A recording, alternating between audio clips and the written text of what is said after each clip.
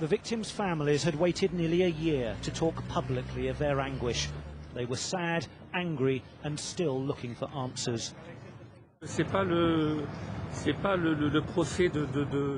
not the trial of two human beings, but two animals. I don't even know if such animals exist that are as cruel as that. We were hoping for a more severe sentence. I think that these people should never get out. Nowhere else to run. The roof of his grandparents' home was where Dano Sonic spent his last moments of freedom. But the police had taken a month to find him there. He should have been in prison. And that delay was only one of the many blunders by officials that left the vicious young thug free to carry out the horrific murders of two innocent French students. If the system had worked better, those two students would not have died, because Dano Sonics would have been in jail.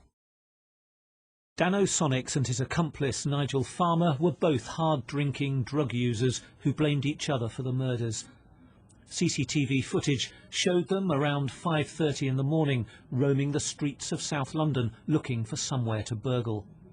Eventually they broke into a flat in New Cross, tied up their victims and tortured them for their cash card PIN numbers.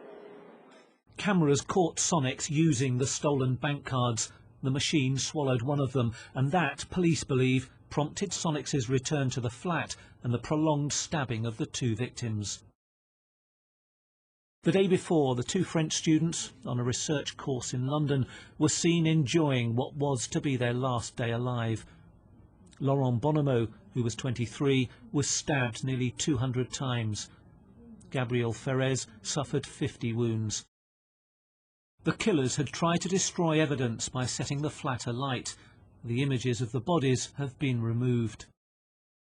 A series of blunders has put the spotlight on the probation service, the courts, prosecutors and the police. On the 8th of February last year, Sonics was freed on licence from a previous jail term with only a medium risk assessment. 2 days later, he attacked a relative. He got a verbal warning from his probation officer. On the 23rd of April, he was arrested and charged with handling stolen goods, for which he appeared in court the next day and was remanded in custody. His probation officer wasn't even aware of that. While he was in custody on that charge, the probation service began the process of returning him to jail to complete his original sentence.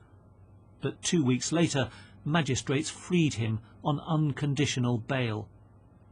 On the 13th of June, the probation service finally ordered his recall to prison and told the police to find him, but his file still wasn't marked urgent. 2 weeks after that, the French students were murdered. But it took another fortnight for police to find Sonics. He was at his grandparents' house.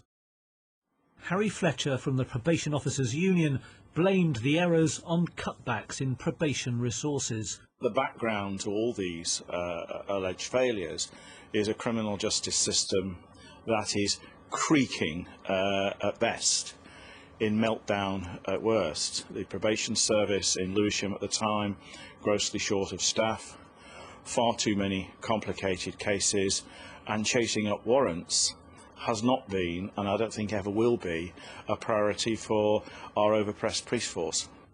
The Justice Secretary insisted individuals had made wrong judgments. Let me make this clear. The resources issue is an excuse. We've increased the resources in the probation service, including London, by 70% in real terms over the last 12 years. The root of the problem, so far as the London Probation Service is concerned, is that it wasn't being managed properly. And what this threw up was really serious managerial failures within the London Probation Service. David Scott, the head of the London Probation Service, resigned over the case 6 months ago. The victims' families are still puzzled that so many errors contributed to their sons' deaths.